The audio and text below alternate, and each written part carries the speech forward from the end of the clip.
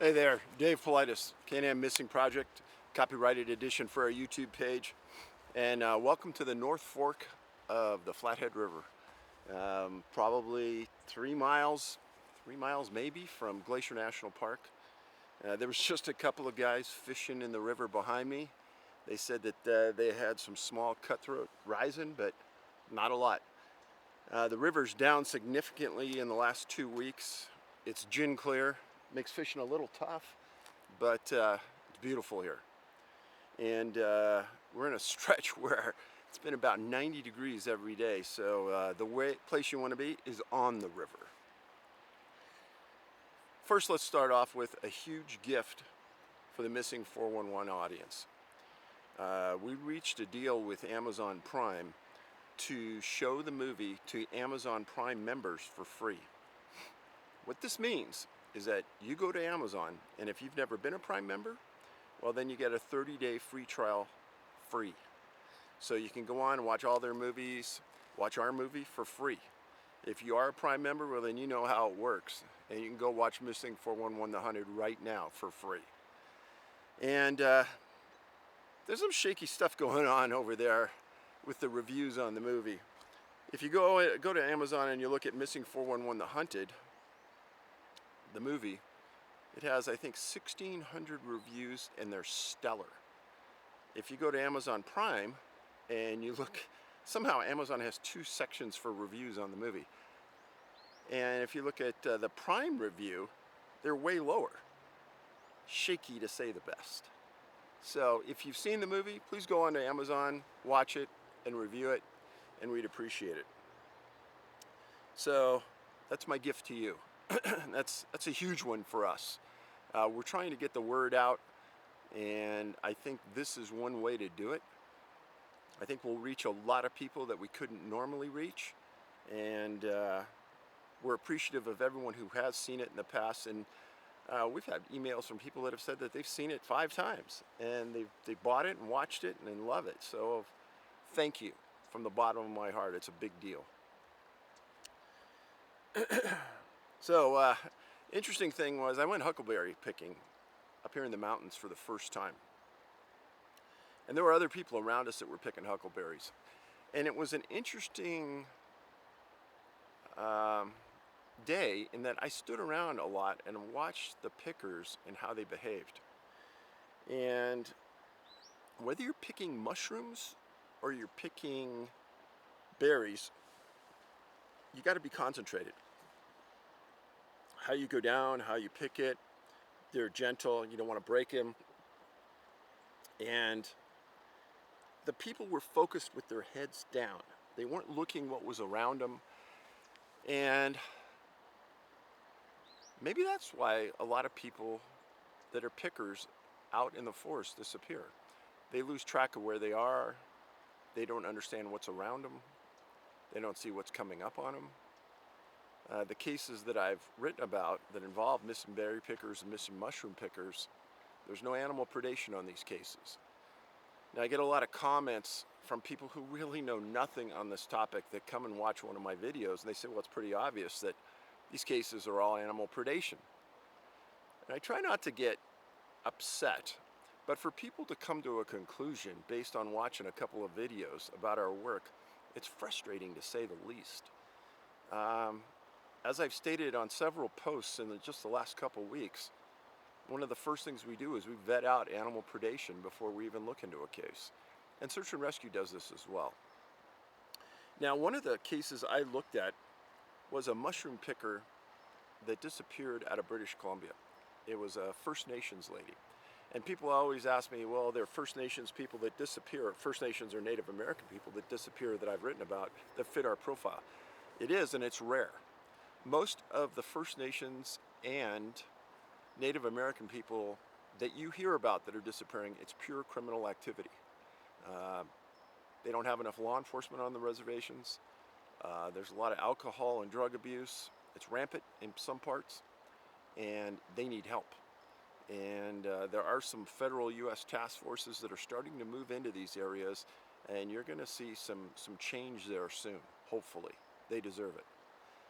But the lady I wrote about in British Columbia, Vanished after lunch, met some friends, walked off into the bush, and was never seen again. It was in an area called Alexis Creek in 2004. There was a huge search for this woman, and I chronicled it in my latest book, Missing 411 Canada, and it fit all the profile points, as do many of these berry and mushroom pickers. And I talk about this because people ask about First Nations and Native Americans, and they also ask a lot about Canada. Now, the first case I want to talk about that's recent is an individual named Syed Ahmadi, and he was 66 years old, and he disappeared July 9th of this year, not too long ago, at a place called Ice House Reservoir, a place I've been many times in my past when I lived in California. When you leave Sacramento, Sacramento's sort of right in the middle of California, in the San Joaquin Valley, and you go east. There's only two ways to go east towards Lake Tahoe. If you want to go north, you take Highway 80. If you want to go south, you take Highway 50. Highway 80 is a big 4-lane highway. Highway 50 is a 2-lane road. Well, when you go to Highway 50, you end up in South Shore Lake Tahoe. And this is the way that Mr. Ahmadi went with his friends to Ice House. And it's right on the edge of Desolation Valley Wilderness area. And it's a beautiful place. Big reservoir, lots of big boulders, rocks. And he was crossing a creek with some friends, and they got separated. And then he got lost. Well, at 3:30 p.m., he called his friends, and he said, "Hey, I see a dirt road. I see the reservoir. I'm lost. I'm not sure where I'm at."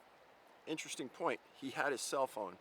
He was near a road, and he still couldn't get back to safety. Now, his family said he was in good shape. He liked to hike, and under those circumstances, it's hard for me to understand how somebody wasn't found.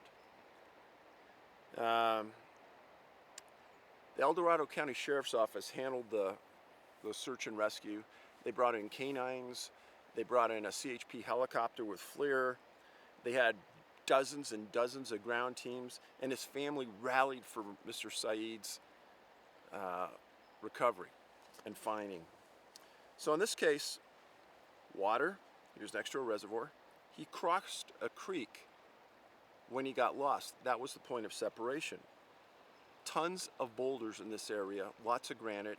If you look at a map, just north of where he disappeared in Desolation Valley, it's almost all granite. And it's that point of separation. Now, he hasn't been found, and it's been 3 weeks. He should have been found. And he was a big man. He's 6'2". He's a big, what they would say in the search and rescue world, he's a big target. So I pray for his recovery. I hope his family stays diligent, stays on top of search and rescue. It's a case to watch. Another incident. I was contacted by the family of this person, and it's interesting because this is a woman who disappeared on July 4th. Now, Mr. Ahmadi disappeared on July 9th, 5 days after this lady did. Now, Sandra Hughes, 54 years old, she was an accountant, but her first degree was in wilderness survival per her family.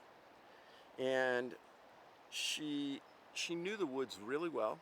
She was comfortable in the woods, and she liked to go out and hike. Well, she had lived in Hawaii, Idaho, several other locations, but in her accounting job, she kind of bounced around to different locations. Last in Hawaii, came back and was going to self-quarantine in the Sierra Nevada mountains. Not a bad time to do it, but it can get really hot up there this time of year. Now, she was last in a place called Johnson Meadows, kind of in the southwest area, just outside of Yosemite National Park. Now, some people found a campsite, and they quote-unquote called it disheveled.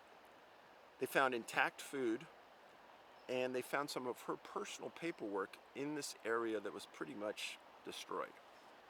Now, her family said there was no way in the world that Sandra would ever leave a campsite in this condition. So that's concerning. Number two is they found her car that quote-unquote rolled a slow roll into a tree and was damaged. Well, at these locations, they brought in canines because they knew she was gone, and they tracked her per her family to a bridge, and that's where they lost it. Now, 2.5 miles from where they found the car, inside of Yosemite National Park, near a place called Spotted Lakes, again, southwest quadrant of Yosemite, they found a sleeping bag. So she had crossed into Yosemite National Park now. Now, she was last seen July 4th near a place called Chiquito, Chiquito, Chiquito Pass Trailhead. And she was seen by some people there, barefoot and with a bruise on her face. Now, this to me is a bit concerning. First of all, nobody in their right mind hikes around the Sierras barefoot. Especially in this area, there's a lot of rattlesnakes, and that should be of concern. But besides that, it's rough ground. There's a lot of things out there that could cut your feet. Now, the bruise on her face, my guess is going to be that it came from the auto accident. So, that's just a guess. She last spoke to her family June 26th. So, I want everybody now to go online and look at a picture of Sandra Hughes, and there's many. And then look at a picture of Syed Ahmadi, and that Syed's name is A-M-A-D-I. Sandra Hughes, H-U-G-H-E-S. And her family, Sandra's family, just like Syed's family, they're both very, very concerned about these people. Now, the distance between those two locations, Syed and Sandra, about 100 air miles in 5 days. Those are the only cases I know about that are recent that fit our profile in entire North America. Pretty coincidental. Now, where Sandra disappeared is the biggest cluster of missing people in the world that fit our profile. And it's just not Yosemite National Park, it's that perimeter area that Sandra disappeared in. Now, why did she pick this area? Well, she was trying to self-quarantine herself. That's what her family said. And if you look at the dirt road that she was on near Johnson Meadows, it's a pretty remote area. And I wouldn't recommend anybody to go in there, specifically a lone woman, unarmed, to go into an area like that and camp out. And that area of the Sierras, obviously a lot of mountain lion, black bear, and there are bad people that are in the woods every once in a while. And I'm going to tell you this because, especially California, the area where she disappeared is probably no more than 90 minutes from huge population zones. And there's a lot of bad people in some of these cities. There's a lot of gang activity. Sometimes they go to the mountains to do their drug activity. A lot of people ask me, they say, well, Dave, aren't these people maybe being taken by marijuana cultivation people or people running a meth lab? And I tell them, no way. And here's the reason why. People who run meth labs and marijuana cultivation farms, the last thing they want is a mass of search and rescue people coming into that area looking for somebody. Now, this has happened to me in California, as a matter of fact. I was on a remote trail, and two guys come walking down the trail. They're carrying guns, and they tell me, they say, hey, what are you doing here? I'm on a trail in a U.S. forest, just walking along. And I said, I'm just going for a hike. And they go, you don't need to come up here. I said, why not? They said, you need to turn around. Well, I'm a smart guy, and I know when it's time to turn around. And there's two armed guys, and there's just me. I don't know what the heck they were doing there. I don't know if they just buried a body. I don't know if they've got a lab up there or they're growing weed, but I turned around and left. Drove to the local Forest Service office, waited an hour until a Forest Service police officer showed up and told him what happened. And he was very concerned. He said he was going to get a couple other officers and hike into that area. But that's the kind of activity that if you ever face it, you need to contact the Forest Service if that's their jurisdiction, or the Park Service, and tell them that you're getting intimidated. But again, going into this mode of, oh, you know, a person from a lab or a person from a cultivation killed somebody, no, it's not going to happen. They may throw rocks at you, they may yell at you, They may fire guns into the air or something along those lines, but they're not going to kill anybody because they know the response will be huge. They're not going to take somebody out and disappear because the response will be huge. So, just some food for thought. Now, Sandra and Syed haven't been found. In that area of Yosemite, there's dozens of others who haven't been found. And that's a conservative number. There's probably way more than that I don't know about. Oftentimes I get asked, well, Dave, what's the percentage of people who disappear in national parks that are found versus not found? Who knows? The National Park Service isn't telling anybody who's missing in their parks. It's only by the day in and day out archive searches and people like you that tell us about people missing in national parks and maybe is a relative of yours or something. They don't want to talk about it. They're not giving us a list. We don't even know how many people are missing in national parks. Now lately I've gotten a few emails from people saying, Dave, maybe we ought to put up an online petition to get 100,000 signatures and send it to the president for action. It's not a bad idea. A woman in Denver put a petition up and we got 10,000 signatures. She took it to a local senator in Colorado and they did nothing. She presented them with the signatures. It's been, I think, 2 or 3 years. They sat on it. They did zip. Quite frustrating. It wasn't Cory Gardner. It was the other senator in Colorado. I wasn't involved in the contact. She was. She was a really good person. And she's really done a lot of good work for us. But anyhow, some food for thought. If you go to the woods this year and there's bears around, carry bear spray. If you're adept at firearms, carry a gun. Always, always, always carry a personal locator beacon, even if you're going for a short hike. I can't tell you the number of times people have said, hey, I didn't even know a personal locator beacon existed. So go look into it, look on Amazon, read the reviews of different ones. I don't recommend any specific brand, but look it up. We sincerely appreciate your support. I have 2 websites. Number 1 website is a place to buy the books. That's nabigfootsearch.com. And second website, missing person website, canammissingproject.com. I'm sorry, canammissing.com. And the YouTube channel has now over 50 videos like this, talking about missing people, locations such as this. Now this isn't bad to hang out here, stand on the beach, dip your toes in, and enjoy our natural beauty that we have here.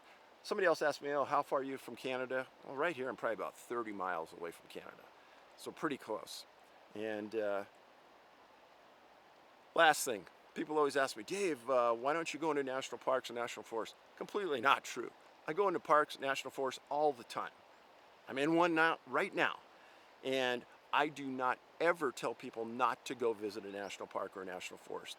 It's our property. We need to go visit and we need to take control of it and understand what's happening there. And until the public is made aware of these missing people and the refusal by our government to acknowledge it and give us a list of the missing people, I will keep coming to you daily, weekly, monthly to push this point. So please spread the word, please post this video, and enjoy your great summer. Thanks.